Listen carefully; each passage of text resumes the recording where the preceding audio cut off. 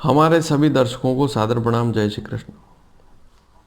आज मैं आपको बताऊंगा कि कुंडली मिलान करते समय जरा सी असावधानी जीवन भर के लिए समस्या वाली हो सकती है। आज एक ऐसे योग के बारे में बताऊंगा। वैसे तो आप बकुट दोष, नाड़ी दोष, गण दोष के चक्कर में ही पड़े रहते हैं। अच्छे गुण देख लिए, मिलान कर देते हैं, लेकिन कुंडली को देखना भी अति आवश्यक है।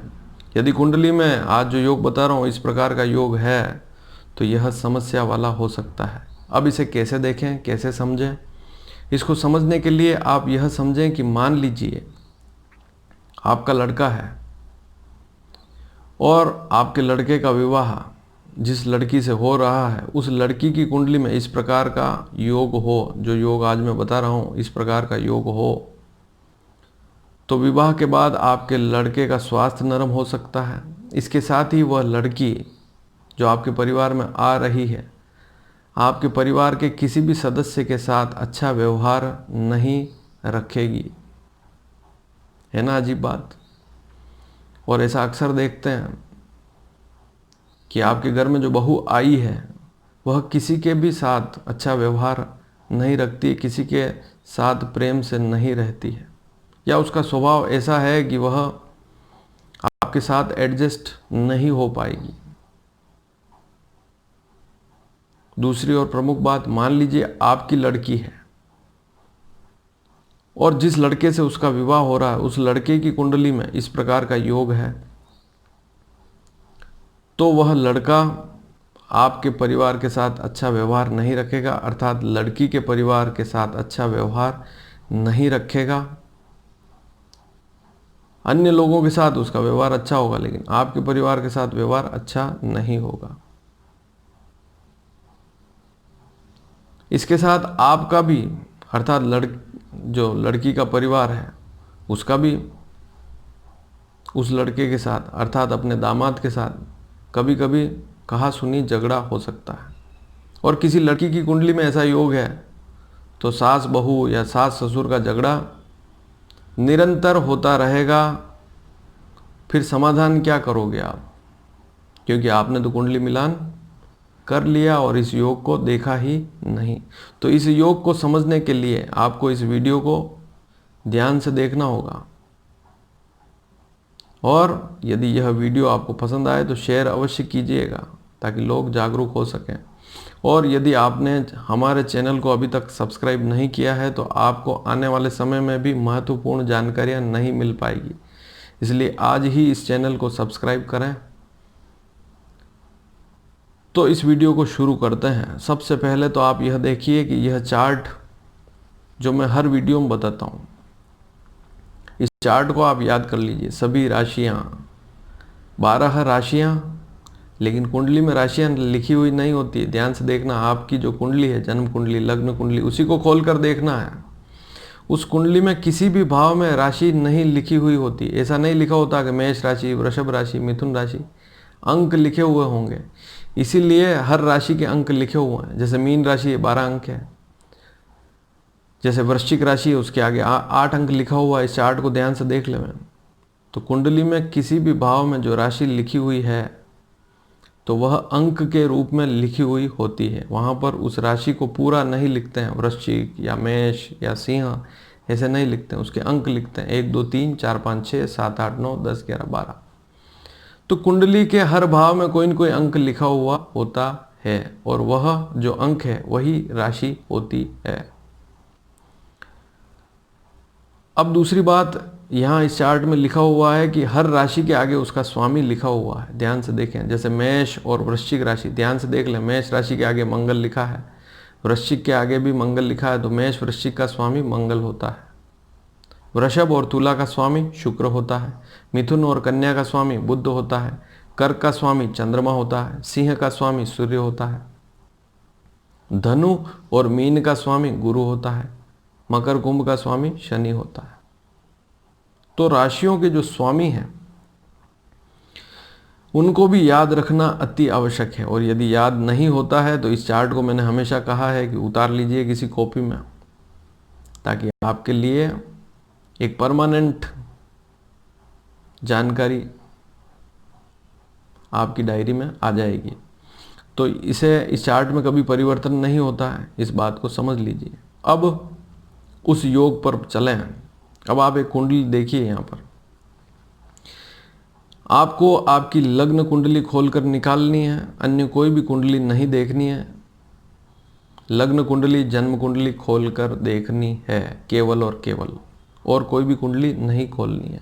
सबसे पहले जो जन्म चक्र, लग्न कुंडली या जन्म कुंडली लिखा हो वही खोलकर देखनी है। अब इस कुंडली में आप देखें कि एक स्थान पर लिखा हुआ है सप्तम भाव। ध्यान से देखें, एक स्थान पर क्या लिखा हुआ है? सप्तम भाव। एक लड़के के लिए यह पत्नी का भाव है, एक लड़की के लिए यह पति का भाव है। सप्तम भाव जो होता है पति पत्नी का भाव होता है। कोई लड़की है और यदि उसकी वैवाहिक स्थिति, पति की स्थिति देखनी है तो सप्तम भाव को देखेंगे, और यदि कोई लड़का है उसकी पत्नी की स्थिति देखने के लिए भी सप्तम भाव को ही देखेंगे। अब इस कुंडली में द्वितीय भाव भी लिखा हुआ, ध्यान से देख लीजिए, नोट कर लीजिए कहाँ पर लिखा हुआ द्वितीय भाव इस कुंडली में।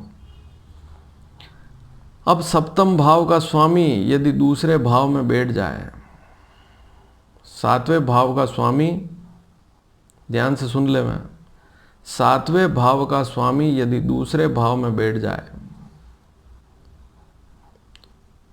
तो यह स्थिति थोड़ी सी गड़बड़ वाली या बहुत सी बार बहुत ज़्यादा भयंकर भी हो जाती है। आपके लड़के की कुंडली में इस प्रकार का योग नहीं है, लेकिन लड़के का मिलान जहाँ कहीं भी कर रहे हैं सोच समझ कर करें।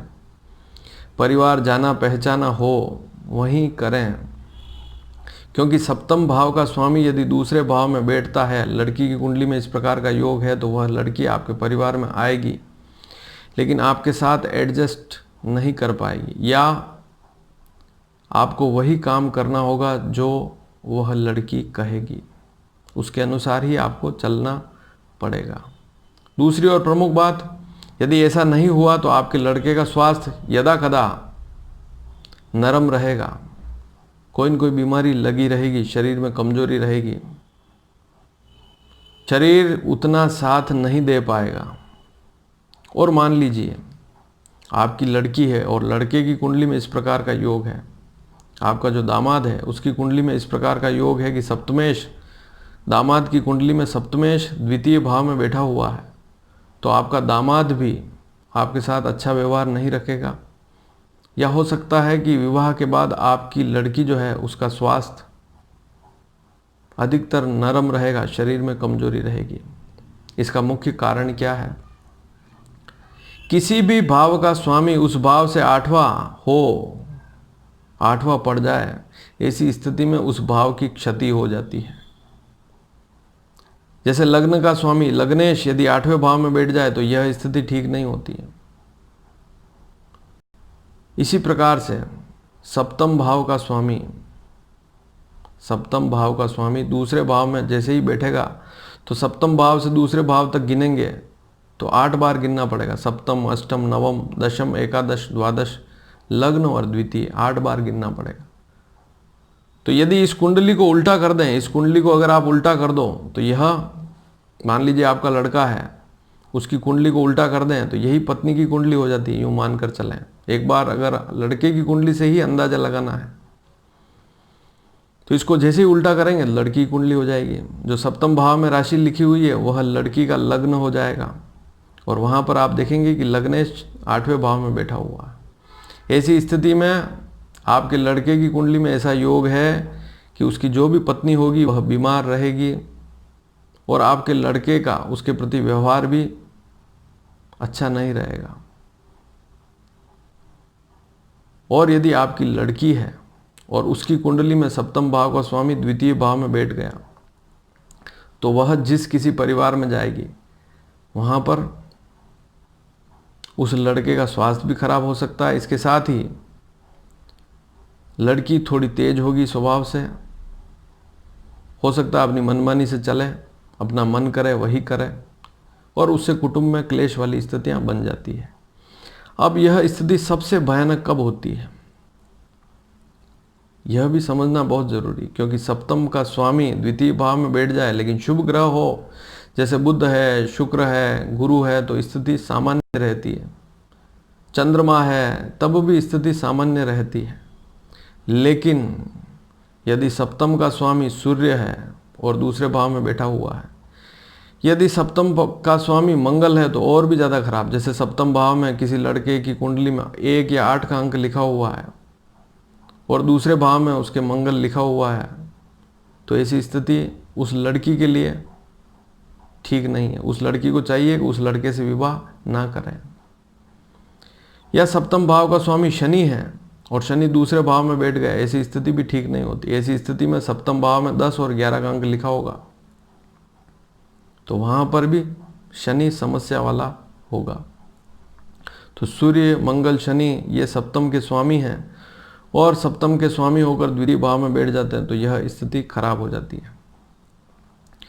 और इसका विशेष प्रभाव कैसे देखते हैं कि यदि लड़के की कुंडली में इस प्रकार का योग है और उसका मिलान आपके पास आया है, आपकी लड़की है, तो आपको हो सके जहाँ तक बिना सोचे विचारे वहाँ पर विवाह नहीं करना चाहिए। और मान लीजिए किसी लड़की की कुंडली में सप्तम भाव का स्वामी दूसरे भाव में बैठा हुआ है तो ऐसी लड़की से विवाह करते समय भी थोड़ा सा विचार करें, उस परिवार को अच्छी तरह से देखें समझें तभी विवाह करें, अन्यथा आगे जाकर आपको बड़ी बड़ी समस्याओं का सामना करना पड़ सकता है। तो यह दिखने में बहुत सामान्य सा योग लगता है और आप कोई भी ज्योतिष की पुस्तक उठा लें, उसको अगर आप खोल कर देखेंगे तो वहाँ लिखा हुआ होगा कि सप्तम भाव का स्वामी यदि द्वितीय भाव में बैठा है तो पत्नी विवाह के बाद आपको बहुत अच्छे लाभ मिलेंगे, सारी स्थितियाँ बहुत अच्छी रहेगी, ऐसा लिखा हुआ मिलेगा पुस्तकों में। लेकिन प्रैक्टिकल ऐसा नहीं होता है। प्रैक्टिकल अगर देखेंगे तो यह समस्या वाला योग है। किसी भी भाव का स्वामी, केवल सप्तम भाव ही नहीं, किसी भी भाव का स्वामी वहाँ से 8वें भाव में बैठ जाए, वहाँ से गिनने पर 8वां भाव जो पड़े उसमें बैठ जाए तो उस भाव के लिए वह ठीक नहीं होता है। तो यहाँ पर सप्तम का स्वामी यदि द्वितीय भाव में है तो यह दोष वाली स्थिति हो जाती है। और यदि द्वितीय भाव में जो ग्रह बैठा हुआ है, सप्तम का स्वामी यदि द्वितीय में बैठा हुआ है और उस पर शुभ ग्रहों की दृष्टि नहीं है, क्योंकि वहाँ पर शुभ ग्रहों की दृष्टि भी देखनी होती है। यदि शुभ ग्रहों की दृष्टि है तो स्थिति कुछ लाभ वाली हो जाती है और यदि शुभ ग्रहों की दृष्टि नहीं है तो बहुत गंभीर स्थिति हो जाती है। यदि आप इस बारे में और भी जानकारी चाहते हैं तो यहाँ प्रश्न करेंगे तो मैं आपको अवश्य बताऊँगा। धन्यवाद। जय श्री कृष्ण।